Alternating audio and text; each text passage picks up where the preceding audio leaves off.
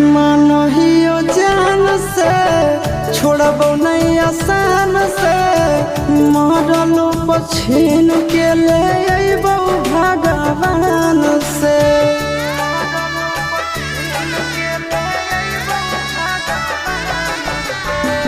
मानहियो जान से छोड़बो नहीं आसान से मरलो पछीन के ले अइबो भगवान से।